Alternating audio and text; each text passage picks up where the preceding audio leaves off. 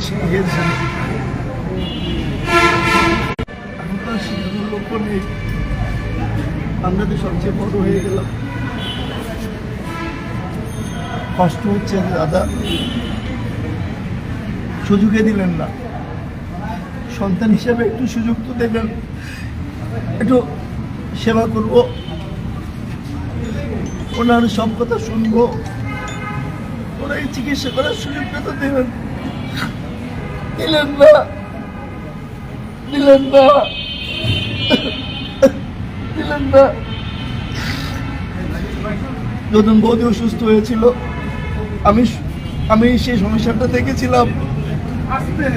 মামার জন্য চলে গিয়েছিলেন ব্যাঙ্গালোরে। এই মিথুন, আকাশ, মণি সবাই ছোট ছোট। আমি স্কুলে নিয়ে গেছি, আমি কলেজে নিয়ে গেছি, সবকিছু আমি করেছি। শুরুতে আমি চলে গেলাম, ওদেরকে দেখেন আর কোনো কথা বলেনি। অনেকে তো জানে না যে আমাকে দিক সম্পর্কে কোনো বলিও না, আমি যে তার কি ছিলাম। দোয়া করবেন দাদার জন্য, দাদা যেখানে থাকুক ভালো থেকে। কোনো সিদ্ধান্ত হয়েছে কালকে কখন কি করবে জানাতে হবে? যেটা হচ্ছে, আমি একটু সবাইকে, আমরা আসলে একটি শোক বলতে না বলতে কিন্তু আরেকটি শোক আপনারা দেখেছেন। আসলে প্রবীরদার সঙ্গে আমার স্মৃতি জড়ানো কোনো ঘটনা নেই, তবে যাদেরকে আসলে মনের প্রাণে ধারণ করে আজকে ইন্ডাস্ট্রিতে এসছি, যাদের লালিত এই শিল্পী সমিতি, তাদের সেই শিল্পী সমিতিতে সবচেয়ে ক্লান্তিলগ্ন মুহূর্তে আমি কার্যনির্বাহী সদস্য হিসাবে দায়িত্ব নিয়েছি।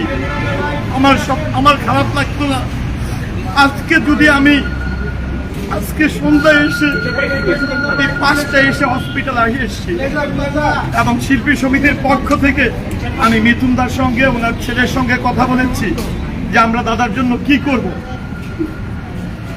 কারণ গতকাল অঞ্জনা আপার এই অবস্থাতেই যখন দাফন করে আমরা শিল্পী সমিতিতে আসি, তখন দাদার সহ আমরা রাতে শিল্পী সমিতি থেকে একজন প্রতিনিধি পাঠিয়েছিলাম, যেহেতু সিসিইউতে আছে। আজকে আমি নিজে খবর পেলাম আইসিইউতে আছে, 4:30 থেকে 5:30টার মধ্যে আসলে দাদাকে দেখা যাবে। আমি 5:30টার মধ্যে এখানে এসে আমি সার্বিক দাদার খোঁজখবর নিলাম। খোঁজখবর নেওয়ার পর আমি আশ্বস্তও করেছিলাম যে দাদার যে কোনো প্রয়োজনে শিল্পী সমাজ ওনার সঙ্গে আছে, গোটা দেশ সঙ্গে আছে, গোটা চলচ্চিত্র প্রেমীরা সঙ্গে আছে। আপনাদের যে কোনো প্রয়োজনে আমাদেরকে বলবেন, কারণ এই ক্লান্তিময় মুহূর্তে আমরা যতটুকু পারি একজন প্রবীরদার জন্য আমরা আছি। সে আশ্বস্ত করে যখন আমি এখান থেকে গেলাম, আমি ভাবতে পারি নাই যে অঞ্জনা আপা যেরকম, আমি হাসপাতাল থেকে জাস্ট কাপড় চেঞ্জ করতে বাসায় গিয়েছিলাম, বাসায় পা রাখার পরই খবর পেলাম অঞ্জনা আপা নেই, ছুটে আসলাম। কালকে দাফন করতে আজকে হসপিটাল থেকে জাস্ট মগবাজারে গেলাম, প্রবীরদাকে নিয়ে গল্প হচ্ছিল, কথা হচ্ছিল, অঞ্জনা আপার মিলাদ নিয়ে কথা হচ্ছিল, কিন্তু এরই মধ্যে আরেকটি শোক আমাদেরকে আল্লাহ তাআলা দিবে এটা আমরা ভাবতে পারি নাই।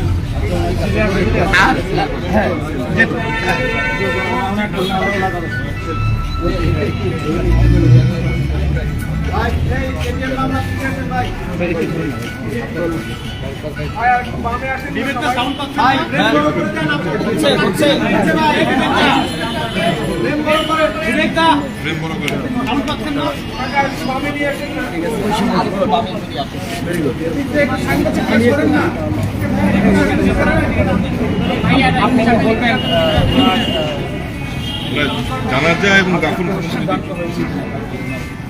আমার নাম মিথুন মিত্র, আমার বাবা স্বনামধন্য চলচ্চিত্র অভিনেতা প্রবীর মিত্র আজকে রাত 10টা 15 ইন্তেকাল করেছেন। ইন্না লিল্লাহি ওয়া ইন্না ইলাইহি রাজিউন। আগামীকাল ওনার নামাজে জানাজা এফডিসির মসজিদে অনুষ্ঠিত হবে, আর বাদ জোহর অনুষ্ঠিত হবে, এবং ওখান থেকে আমরা চ্যানেল আইতে একটা বড় অনুষ্ঠান হবে, ওখান থেকে তারপরে আমরা আজিমপুর কবরস্থানে ওনাকে দাফন করব। আপনারা সবাই ওনার জন্য, ওনার রুহের মাগফিরাতের জন্য দোয়া করবেন। সর্বশেষ কথা হয়েছিল একটু যদি বলতেন। আচ্ছা, ওনার বেসিক্যালি ছিল যেটা, সেটা হচ্ছে ওনার আর্থ্রাইটিস ছিল, পায়ের হাঁটাচলা করতে পারতেন না, যে কারণে ওনাকে বেড রেস্টে থাকতে হতো সারাদিন। এই জন্য ওনার পিছনে শরীরে বেড সোর হয়ে গেছিলো। সেটা অপারেশন করার জন্য আমরা স্কোয়াড হসপিটালে ভর্তি করছিলাম ওনাকে। তো অপারেশন হয়ে যাওয়ার পরে উনি হঠাৎ করেই ফুসফুসে সংক্রমণের শিকার হন এবং ইনফেকশন যখন খুব বেড়ে যায় তখন ওনার অক্সিজেন লেভেল অনেক কমে যায়। তারপরে ওনাকে কৃত্রিমভাবে অক্সিজেন দিয়ে ওনাকে ট্রিটমেন্ট দেওয়া হয়েছিল এবং শেষ মুহূর্তে ওনার প্রতিটা অর্গানই আস্তে আস্তে ফেল করছিল এবং লাস্টে ওনার হার্ট ফেল করে এবং উনি মারা যান। সর্বশেষ সেন্সে ছিলেন কখন, মানে কথা বলতে পেরেছিলেন আপনাদের সাথে? সর্বশেষ সেন্সে ছিলেন উনি 4-5 দিন আগে। বিশেষ কথা কি আমাদের জানাবেন? দেশটিকে অনেক ভালোবাসতেন, সব মিলিয়ে কোনো বিশেষ কোনো মেসেজ দিয়ে গেছেন? হ্যাঁ, উনি নিজের কাজকে অনেক ভালোবাসতেন এবং উনি চলচ্চিত্র ছাড়া, অভিনয় ছাড়া আর জীবনে কোনো কিছু চিন্তা করেন নাই। এটা ওনার নেশা ছিল, পেশা ছিল, সবই ছিল। উনি কাজ করতে না পেরে খুবই মনে কষ্টে থাকতেন এবং ওনার যারা সহকর্মী যারা ছিল তাদেরকে উনি অনেক মিস করতেন। ধন্যবাদ। আক্ষেপ আছে বা এরকম কিছু বলে গেছে কিনা আপনাদের কাছে? না, উনি এই ধরনের কিছু বলেন না। আচ্ছা ভাই চ্যানেল আইর জন্য একটা আলাদা রিপোর্টার দরকার প্লিজ। তিনটা মুখ চ্যানেল আই কালকে তো পাবে না। দর্শক, এই মুহূর্তে আমরা আছি রাজধানীর স্কয়ার হাসপাতালে।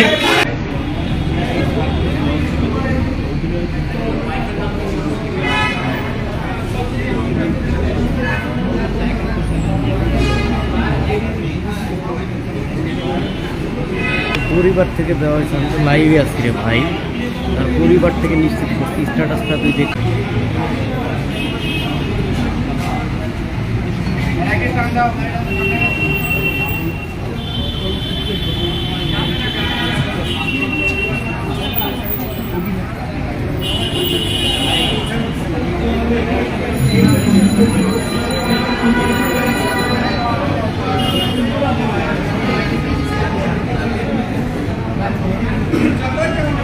যে স্ট্যাটাসটা করে পাঠাচ্ছি নীলজ এখানে আছে এর সাথে আমার মোবাইল থেকে তুলে নিয়েছিলাম।